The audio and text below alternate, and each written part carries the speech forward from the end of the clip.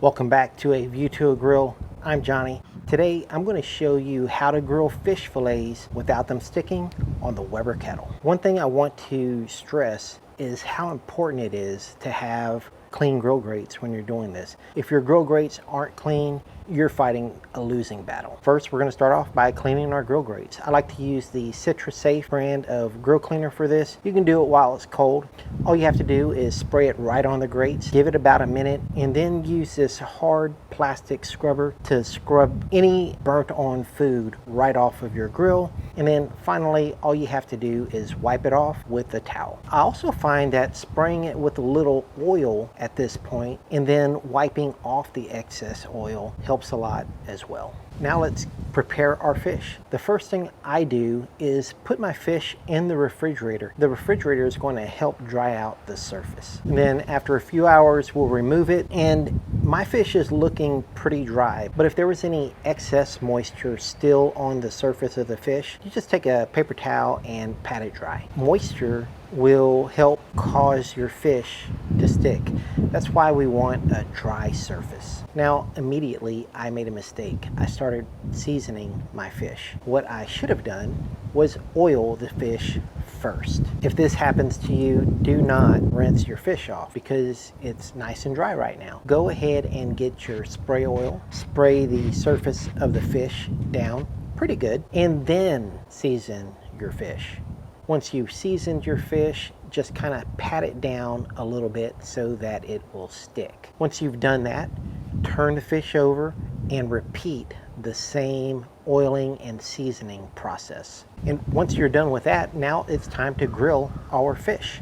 We have the grill set up for 2-zone grilling. I'll just spray the indirect side of the grill with some canola oil. Once I'm done with that, I'll start placing my fillets on the oiled indirect side of the grill. Now just get the lid closed and give that about 5 minutes. I don't want this extremely hot, so I'll have the top vent open about halfway and the bottom vent open about halfway as well. After about 5 minutes, we'll check on our fish. You can see here that our fish is not sticking, and I can easily lift up the fish without any resistance. Now it's time to get it moved over to the direct side of the grill. I'll get some spray oil on the direct side of the grill, and then with some conviction, I'll shove that spatula right under the fish, and it should come up very easily if it did try to stick on you a little bit. As you can see here, my fish is just sliding everywhere and it was not sticking at all. So now we'll give it a little check. You can see the edges are starting to turn white, and that's your first sign that your fish is starting to cook through. Now we'll just give our fish a little turn. With some conviction, shove that spatula right under the fish and it should come up very easily. Give both of them a turn and wait for about a minute. We'll give it about a minute and turn our fish, always putting the spatula under with conviction. We're going to let this go for another minute, and checking on the fish, you can see that we are almost there. The surface is glistening, the flesh inside the fish is still moist. It looks like, to me, it needs about another minute, but we're going to do that last minute on the indirect side. Also, here's a tip.